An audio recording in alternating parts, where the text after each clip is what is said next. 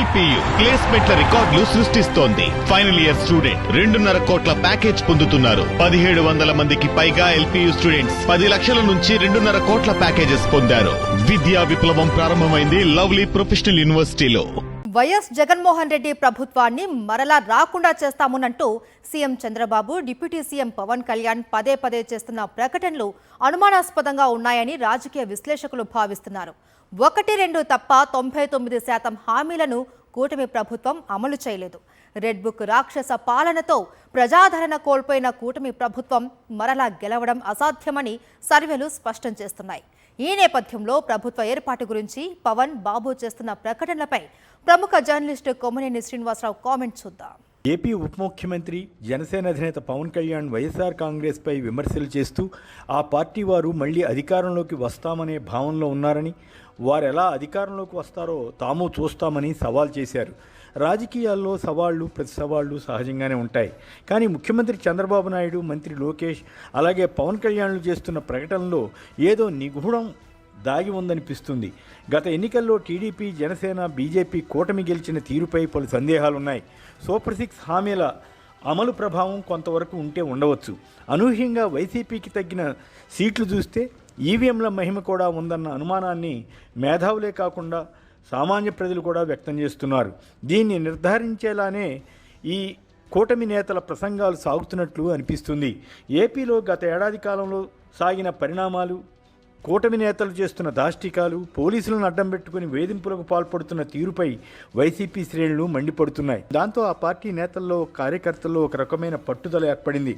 YCP అధినేత జగన్ కూడా party శ్రేణులకు ధైర్యం చెబుతూ మళ్లీ అధికారంలోకి వస్తామని ధీమా వ్యక్తం చేస్తున్నారు. దానికి తగ్గట్లుగానే జగన్ రాష్ట్రంలో ఎక్కడికి వెళ్ళినా ప్రజల ఆదరణ విశేషంగా కనపడుతోంది. దీంతో టీడీపీ, జనసేన, బీజేపీలకు ఒక భయం పట్టుకుంది. వచ్చే ఎన్నికల్లో వైసీపీ మళ్లీ అధికారంలోకి వస్తుందేమోనన్న ఆందోళన వారిలో ఏర్పడుతోంది. ఈ మధ్య ఒక సమావేశంలో ముఖ్యమంత్రి చంద్రబాబు నాయుడు మాట్లాడుతూ ఏ కారణం వల్లనైతేనేమి వైసీపీ గెలిచే పరిస్థితిలోకి వచ్చిందన్న అర్థం వచ్చేలా మాట్లాడారు. ఆయన జగన్ను ఒక భూతంగా అభివర్ణిస్తూ అనుచిత వ్యాఖ్యలు చేస్తూ ఆ భూతాన్ని రానివ్వబోమని, భూస్థాపితం చేస్తామని అన్ని జాగ్రత్తలు తీసుకుంటున్నామని అన్నారు.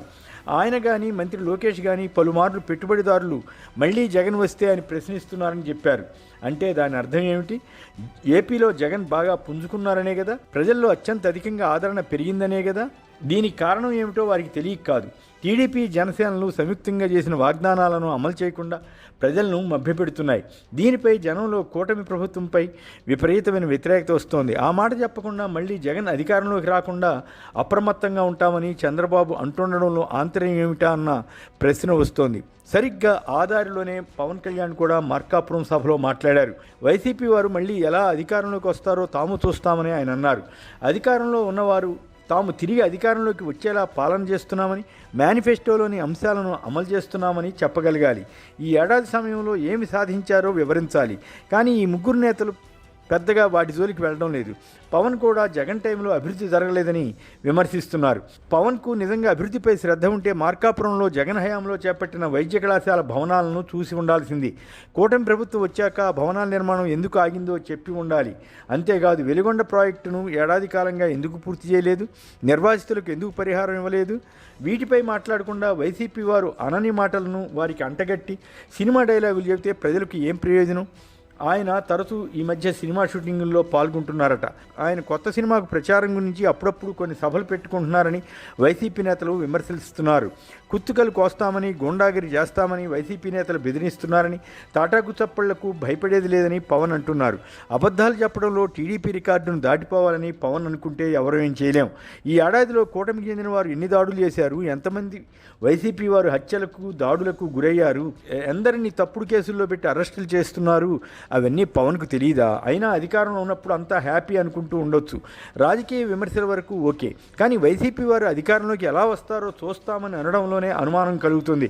బహుశా గత ఎన్నికల్లో ఈవీఎంల ప్రభావం పనిచేసి అధికారంలోకి వచ్చిన విషయం వారికి తెలుసు కాబట్టే అదే ధైర్యంతో మాట్లాడినట్లు అనిపిస్తుందా అన్న అభిప్రాయాన్ని పలువురు వ్యక్తం చేస్తున్నారు. తాము చేసిన ఘనకార్యాల వల్ల తిరిగి పవర్లోకి వస్తామని చెబుతున్నట్లు లేదు. ఓ రకంగా ఇది పవన్ కళ్యాణ్ బెదిరింపుగానే చూడాలి. రఫా రఫా అనే డైలాగును పట్టుకుని వక్రభాష్యం చెబుతున్న పవన్ కళ్యాణ్ తాను విపక్షంలో ఉన్నప్పుడు ఎన్ని రకాలుగా దౌర్జన్యపూరితంగా మాట్లాడింది, ఎంత అభ్యంతరకరంగా స్పీచ్లు ఇచ్చింది ఆయనకు గుర్తు లేకపోవచ్చు.